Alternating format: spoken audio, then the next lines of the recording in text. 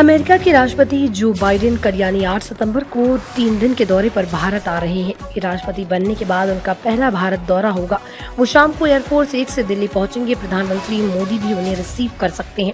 8 सितंबर को Biden PM Modi के साथ द्विपक्षीय बैठक भी करेंगे। पहले व्हाइट हाउस ने बताया था कि वो 7 सितंबर से दिल्ली के दौरे पर रहेंगे। अब व्हाइट हाउस ने प्रेस रिलीज जारी कर बताया कि वो अमेरिका से जर्मनी के रामस्टीन शहर जाएंगे, वहां से भारत आएंगे। इसके बाद 9-10 सितंबर को वो G20 शिखर सम्मेलन में शामिल होंगे। बाइडेन को दिल्ली के ITC मौर्य होटल में ठहराया जाएगा। बाइडेन की सुरक्षा के लिए अमेरिका की सीक्रेट सर्विस की टीम 3 दिन पहले ही भारत पहुंच चुकी है।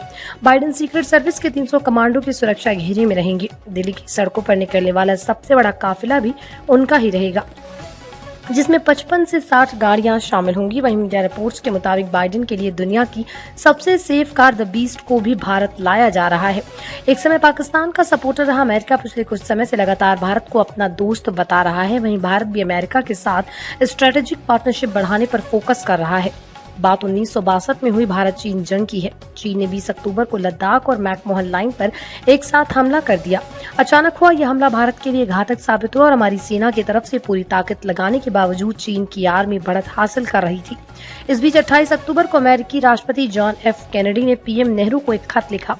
लेखक और US सिक्योरिटी मामलों के एक्सपर्ट ब्रूस राइडल ने अपनी किताब JFK's फॉरगॉटन क्राइसिस में बताया कि कैनेडी का खत मिलने के अगले ही दिन नेहरू ने अमेरिकी राजदूत को एक मीटिंग के लिए बुलाया।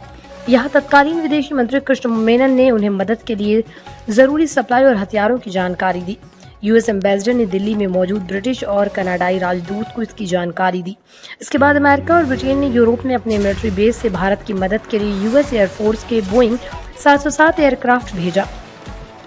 इसके बाद भी जब चीन ने भारत को घेर लिया और वो लेह तक पहुंचने वाले थे, तब PM नेहरू ने JFK के नाम 2 चिट्ठी लिखी। इसमें उन्होंने अमेरिका को जंग के हालात बताते हुए फाइटर जेट्स इन्हें ऑपरेट करने के लिए अमेरिकी पायलट और B-47 बॉम्बर की मांग की। मीडिया हाउस पॉलिटिको के मुताबिक नेहरू ने ब्रिटेन PM को भी ऐसा खत लिखा। अमेरिका ने भारत की मांग पूरी करते हुए जंग में शामिल होने से इनकार कर दिया, लेकिन फिर भी उसने मदद का भरोसा दिलाया और भारत के लिए हथियारों की सप्लाई बढ़ा दी। इसके अलावा US ने अपनी 7वीं फ्लीट के जहाजों को बंगाल की खाड़ी में भेजने का आदेश दिया। इसका मकसद चीन को ये बताना था कि अमेरिका हर हाल में जंग में भारत के साथ है। इसके बाद 20 नवंबर को चीन ने सीज फायर की घोषणा कर दी। चीन के मुद्दे को लेकर भारत और अमेरिका की चिंता लगभग एक जैसी है। एक तरफ जहां LAC और हिंद महासागर में चीन की दखलंदाजी का भारत विरोध करता है, वहीं अमेरिका की ताइवान और साउथ चाइना सी में चीन की घुसपैठ की कोशिशों का विरोध करता है। ऐसे में चीन से निपटने के लिए दोनों देशों को एक दूसरे के साथ की जरूरत है।